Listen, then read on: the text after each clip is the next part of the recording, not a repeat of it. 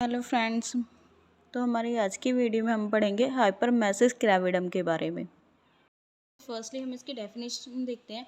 The excessive vomiting in pregnancy that have the harmful effect on the health of the mother और foetus and decrease the capacity and natural power of her in the day to day activities.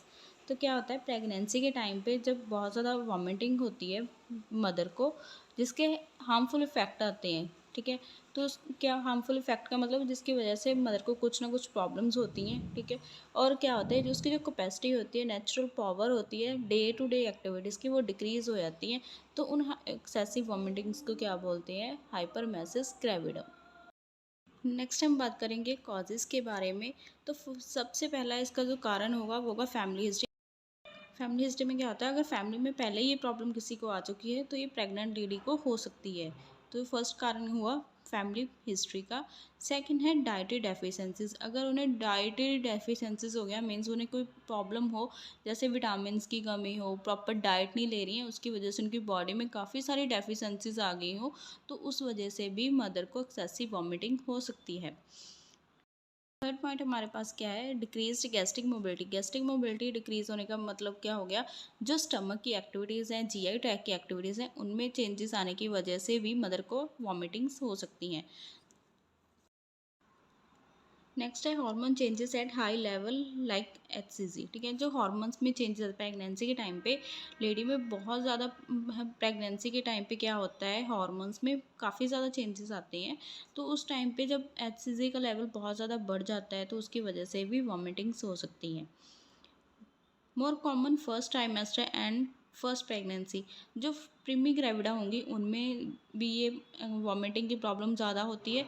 और जिनका first trimester होता है, एक तो क्या है, वो फर्स्ट टाइम प्रेग्नेंट हुई हो, और फर्स्ट ट्राइमेस्टर में ज़्यादा प्रॉब्लम्स आती हैं वॉमिटिंग की। हाइडेटिफॉर्म मोल। हाइडेटिफॉर्म मोल क्या होता है, प्रेगनेंसी के टाइम पे मास फॉर्मेशन हो जाती है, तो उसे बोलते हैं हाइडेटिफॉर्म मोल।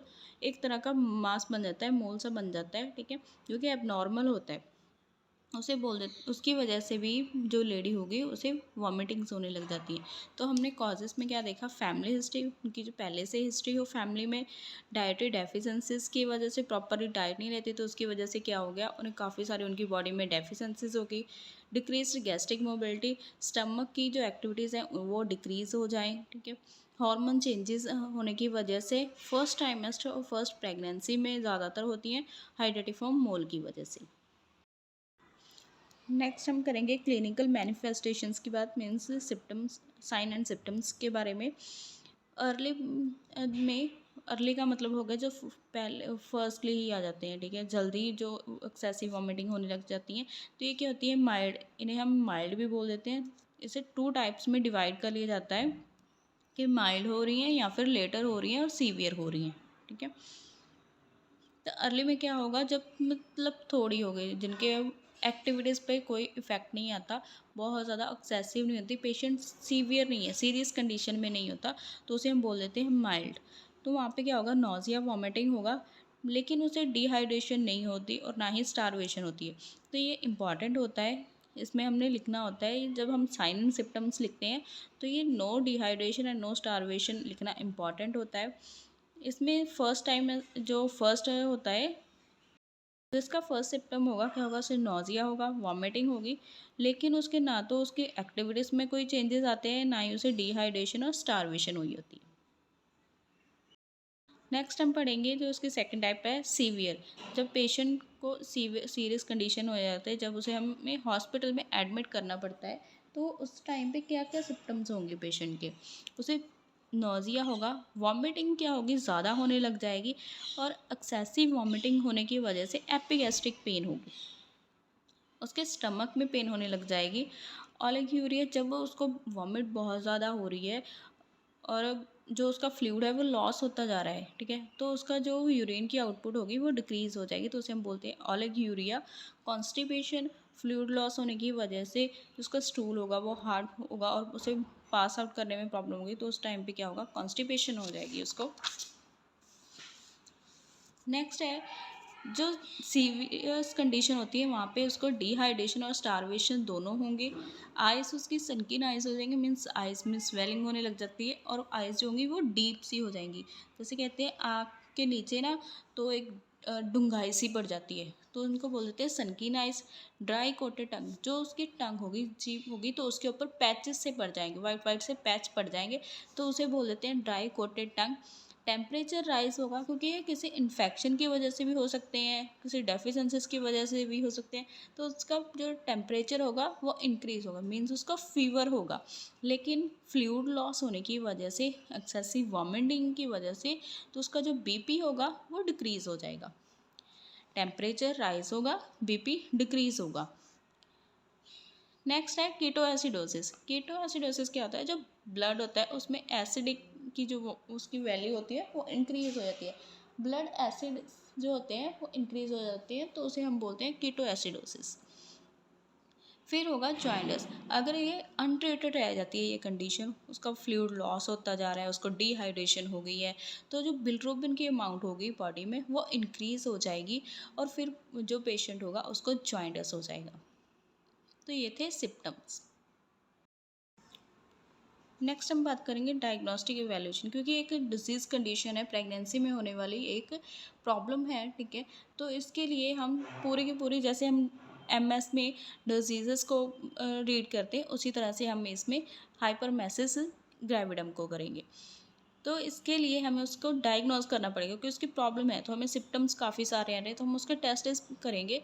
तो उसके लिए क्या क्या डायग्नोस्टिक वैल्यूएशंस होंगी। हिस्ट्री, पहले तो हम उसकी सारी की सारी हिस्ट्री लेंगे, उसकी प्रीवियस हिस्ट्री क्या है, उसको पहले उसकी प्रेगनेंसी क्या है, फैमिली में हिस्ट्री है या नहीं है, ठीक है, मतलब फैमिली में पहले किसी को हाइपरमेसिस ग्रेविडम की प्रॉब्लम आई है या नहीं आई है, ठीक है, उसको पहले उसको इससे पहले प्रेगनेंसी हो चुकी है नहीं है, या उसकी जो पहली प्रेगनेंसी थी वो नॉर्मल थी, एबनॉर्मलिटीज़ थी, उसमें कुछ कॉम्प्लिकेशंस थी, तो ये सारी उससे हिस्ट्री ली जाती है। फिर उसकी फ़िज़िकल एग्ज़ामिनेशन की जाती है, जैसे कि हम हर पेशेंट को चेक करते हैं, उसी तरह से सेम फिज़िकल एग्ज़ामिनेशन की जाती है पेशेंट के। वजाइनल एग्ज़ामिनेशन की जाती है और ब्लड टेस्ट्स किए जाते हैं। ब्लड टेस्ट्स किए जाते हैं ब्लड ग्रुपिंग वगैरह के लिए। यूरिन टेस्ट किया जाता है पेशेंट का।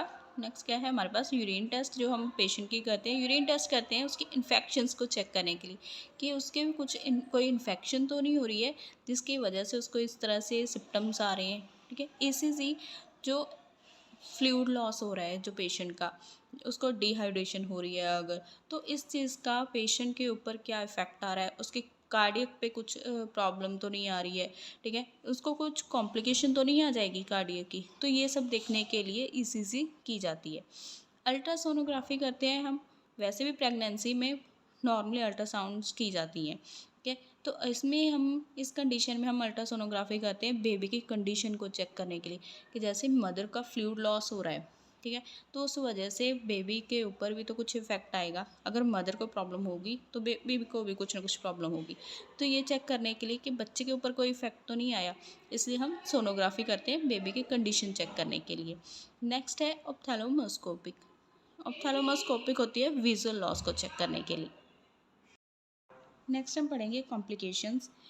ये प्रॉब्लम होने की वजह से जो प्रेग्नेंट लेडी है उसको क्या क्या कॉम्प्लिकेशंस आ सकती हैं। फर्स्ट है इंसेफ्लोपैथी। इंसेफ्लोपैथी एक कंडीशन होती है जिसमें जो ब्रेन के फंक्शंस होते हैं वो अल्टर हो जाते हैं। फ्लूइड लॉस होने की वजह से मदर को क्या हो सकता है, इंसेफ्लोपैथी भी हो सकती है, मीन्स उसके ब्रेन के फंक्शंस क्या हो जाएं, अल्टर हो जाएं। कन्वल्जन्स, उसे सीजर हो सकते हैं फ्लूइड लॉस की वजह से। शॉक में जा सकती है वो। रीनल फेलियर हो सकता है, क्योंकि यूरिन की आउटपुट जो कि है डिक्रीज़ हो जाती है, तो वो जो यूरिन की वॉल्यूम होगी वो अंदर ही उसके रह जाएगी, तो उसकी वजह से क्या होता है, रीनल फेलियर भी हो सकता है। इसोफेगल टीयर, जो इसोफेगल टीयर क्या होता है, इसोफेगल होती है जो फूड पाइप बोल देते हैं जिसको, ये तो उसमें क्या हो गया, बार बार फोर्सफुल वॉमिटिंग की वजह से, जब उसको बार बार किसी को भी वॉमिटिंग होती है तो एक कहते हैं ना खिंचाव सा पड़ जाता है, तो उसकी वजह से क्या हो सकता है, वहाँ पे टीयर्स हो सकते हैं उसकी इसोफेगल में, तो उसको ये कॉम्प्लिकेशन आ सकती है। अल्सर्स इन स्टमक, सेम ही जैसे इसोफेगल में टीयर हो जाएंगे फोर्सफुल वॉमिटिंग की वजह से, बहुत ज़्यादा वॉमिट होने की वजह से, सेम उसी तरह से ही स्टमक में भी अल्सर्स हो सकते हैं एसिडिटी इंक्रीज़ हो जाने की वजह से। और लास्ट है कोमा। ये रेयरली होता है, लेकिन अगर बहुत ज़्यादा फ्लूइड लॉस हो जाए तो उसको ट्रीट ना किया जाए तो क्या हो सकता है, पेशेंट शॉक में तो जा ही सकता है, लेकिन कभी कभी रेयरली ये कंडीशन इम्प्रूव हो जाती है। पेशेंट की जब कंडीशन इम्प्रूव नहीं होती है तो पेशेंट कोमा में भी जा सकता है। तो इस कंडीशन को ट्रीट करने के लिए इसकी प्रॉब्लम को सॉल्व करने के लिए जो मैनेजमेंट की जाती है, तो उसके फर्स्टली प्रिंसिपल्स क्या होंगे, किस किस चीज़ को हमें कंट्रोल करना है, हमें क्या क्या उसमें ठीक करना है, तो वो होंगे हमारे प्रिंसिपल्स, हमारे एम कि हमें इस चीज़ को ठीक करना है पेशेंट में। तो उसे हम फर्स्टली मैनेजमेंट में प्रिंसिपल्स के तौर पे लिखेंगे। फर्स्ट है to control vomiting. First problem क्या आ रही है पेशेंट को कि उसको वॉमिटिंग हो रही है, तो फर्स्टली क्या होगा, कंट्रोल करना है वॉमिटिंग को। To correct the fluid imbalance, जो उसका फ्लूइड लॉस हो चुका है उसको फिर से रीस्टोर करना है उसके फ्लूइड को, तो क्या होगा, उसके फ्लूइड इम्बैलेंस को करेक्ट करना है। थर्ड है हमारे पास to correct the metabolic disturbance, जो उसकी मेटाबॉलिज्म डिस्टर्ब हुई है उसको सही करना है। To prevent the complications in pregnancy, pregnancy में जो कॉम्प्लिकेशंस पेशेंट को हो सकती हैं उन्हें प्रिवेंट करना है। अगर उसकी कोई कॉम्प्लिकेशन उसको अराइज हो चुकी है तो उसे ट्रीट करना है। तो ये होंगे हमारे प्रिंसिपल्स, हमारे एम कि हमें मैनेजमेंट में किस किस चीज़ को ट्रीट करना है और क्या क्या चीज़ को सॉल्व करना है मैनेजमेंट।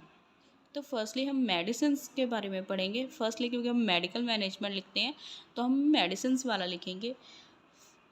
तो अगर पेशेंट सीवियर है, अगर तो वो माइल्ड में है तो उसे हॉस्पिटलाइजेशन की ज़रूरत नहीं होगी। अगर पेशेंट सीवियर कंडीशन में है, सीरियस हो गया है, उसको बहुत ज़्यादा है, उसको डिहाइड्रेशन भी हो चुकी है, स्टारवेशन भी हो चुकी है, उसको उसकी आइज़ में चेंजेस आ चुके हैं, उसकी टंग में चेंजेस हैं, ठीक है, हमें पता लग रहा है कि उसकी टंग पे पैचेस पड़ गए हैं, तो उसे हम हॉस्पिटल में एडमिट करेंगे। तो पेशेंट को क्या होगा, हॉस्पिटलाइजेशन की ज़रूरत होगी। सेकंड होगा फ्लूइड्स, क्योंकि हमें उसके फ्लूइड को जो इम्बैलेंस हुआ है उसे ट्रीट करना है, तो हम उसको क्या करेंगे, फ्लूइड देंगे फिर से। तो यहाँ पे क्या होगा, 5% डेक्स्ट्रोज और 5 जो हाफ उसको डेक्स्ट्रोज दिया जाता है और हाफ ही रिंगर सोल्यूशन दिया जाता है, ये दोनों देकर उसको डेली दिए जाते हैं, तो उसके साथ उसके फ्लूइड को रिस्टोर किया जाता है। नेक्स्ट जो हम उसको मेडिसिन देंगे, एंटीमेटिक ड्रग्स। एंटीमेटिक ड्रग्स क्या होंगे, होती हैं जो वॉमिटिंग को कंट्रोल करने के लिए दी जाती हैं। तो इसमें हम क्या देते हैं, एस्पाजाइन देते हैं 1 mg, उसको डेली दी जाती है। साथ में उसको विटामिन B6 देते हैं जो कि वॉमिटिंग को कंट्रोल करने के लिए इफ़ेक्टिव होती है।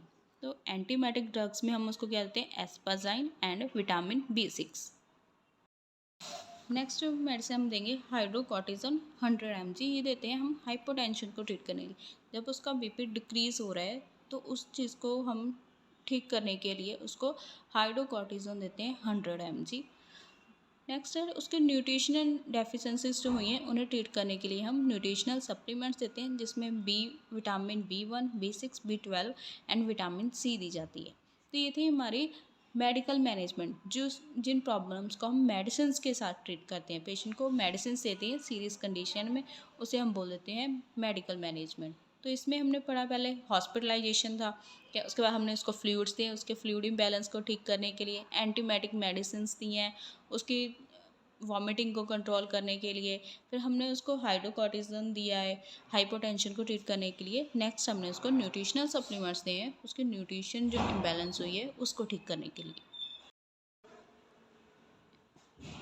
नेक्स्ट हम करेंगे नर्सिंग मैनेजमेंट। तो इसकी जो नर्सिंग मैनेजमेंट होगी वो विद डायग्नोसिस होगी। तो इसके जो डायग्नोस बनेंगे वो मैं आपको बता देती हूँ, तो इंटरवेंशंस आप इसकी खुद लिख लेना। अगर आपको नहीं पता लगेगा तो आप मुझको बता देना, जो नेक्स्ट वीडियो होगी हम उसकी इंटरवेंशंस उसमें कर लेंगे। तो फर्स्ट डायग्नोस क्या होगा, तो उसकी सबसे मेजर प्रॉब्लम क्या है कि उसको बहुत ज़्यादा वॉमिटिंग हो रही है। तो फर्स्ट हम जो डायग्नोस बनाएंगे वो एक्सेसिव वॉमिटिंग का बनाएंगे, related to changes in metabolism during pregnancy. Pregnancy के टाइम पे जो मेटाबॉलिज्म में चेंजेस आए हैं उसकी वजह से। तो हमें पता कैसे लगा है, as evidence by nausea, epigastric pain, unable to eat and drink, वो कुछ खा पी नहीं पा रहा है, और उसकी पेलर स्किन से। ठीक है, तो ये थे एक्सेसिव वॉमिटिंग के सिम्टम्स कि हमें कैसे पता लग गया। ये हमारा फर्स्ट डायग्नोस है। सेकंड डायग्नोस में हम करेंगे एक्यूट पेन, क्योंकि हमने क्या पढ़ा था, उसको पेन भी हो रही है। पहले उसको फोर्सफुली वॉमिटिंग हुई, अब उसको पेन हो रही है, ठीक है। तो ये उसकी प्रॉब्लम होगी एक्यूट पेन, रिलेटेड टू किस वजह से हो रही है, बहुत ज़्यादा वॉमिटिंग होने की वजह से। एज एविडेंस बाय, पता हमें कैसे लग रहा है, उसके फेशियल एक्सप्रेशन से, पेन स्केल से और एपिगैस्ट्रिक पेन वो बता रहा है हमें। नेक्स्ट डायग्नोज है डेफिशिएंट फ्लूइड वॉल्यूम, जो फ्लूइड वॉल्यूम है वो कम हो गई है उसकी, रिलेटेड टू डिजीज कंडीशन, ये जो कंडीशन है उसकी वजह से, और एक्सेसिव वॉमिटिंग होने की वजह से। एज एविडेंस बाय, डिहाइड्रेशन हो रहा है उसको, पेलर हो रही है उसकी स्किन। इनटेक और आउटपुट चार्ट से हमें पता लग जाता है कि उसने कितना फ्लूइड लिया है और उसका जो उसकी आउटपुट है वो कितनी ज़्यादा है, ठीक है। तो ये हो गया उसकी डेफिशिएंट फ्लूइड वॉल्यूम का डायग्नोस। नेक्स्ट जो डायग्नोज है वो है imbalance nutrition less than body requirement, जो उसकी न्यूट्रिशन है वो इम्बैलेंस है, जो कि उसकी बॉडी रिक्वायरमेंट से कम है, रिलेटेड टू मेटाबॉलिक चेंजेस, जो प्रेगनेंसी के टाइम पे चेंजेस आते हैं उसकी वजह से। एज एविडेंस बाय, हमें कैसे पता लगा, वेट लॉस से, नोजिया वॉमिटिंग से, इनटेक आउटपुट चार्ट और उसकी वीकनेस से। फिफ्थ है हमारे पास एंजाइटी रिलेटेड टू हॉस्पिटलाइजेशन, उसको एंजाइटी है, उसको जो घबराहट होती है हो रही है उसको हॉस्पिटलाइजेशन की वजह से, जो नॉर्मल पेशेंट्स में देखी जाती है, और डिजीज़ कंडीशन की वजह से जिन नॉलेज ही नहीं होती है कि ये प्रॉब्लम क्या है, क्यों हो रही है, तो वहाँ पे भी पेशेंट्स को एंजाइटी हो जाती है, एक तो डिजीज़ कंडीशन की वजह से और हॉस्पिटलाइजेशन की वजह से, और जो प्रेगनेंसी के टाइम पे चेंजेस आते हैं उसकी वजह से होंगे। एज एविडेंस बाय, हमें कैसे पता लगा, विड्रो करेगा वो ट्रीटमेंट नहीं लेना चाहेगा, ठीक है, वो बोलेगा नहीं मैं ठीक हूँ, ऐसे ठीक हो जाएगा, वैसे ठीक हो जाएगा। एंड कन्फ्यूज़न, ठीक है, वो कन्फ्यूज़ होगा कि अभी क्या करूँ। तो ये थे नर्सिंग डायग्नोसिस जो हमें नर्सिंग मैनेजमेंट में लिखने। आई होप आपको ये टॉपिक समझ में आ गया होगा, जो कि हाइपरमेसिस ग्रेविडम था, जिसमें क्या होती है प्रेगनेंसी के टाइम पे एक्सेसिव वॉमिटिंग हो जाती है पेशेंट को। अगर आपको ये वीडियो अच्छी लगी हो, आपको टॉपिक समझ में आ गया हो, लाइक शेयर और सब्सक्राइब करना मत भूलिएगा। Thank you.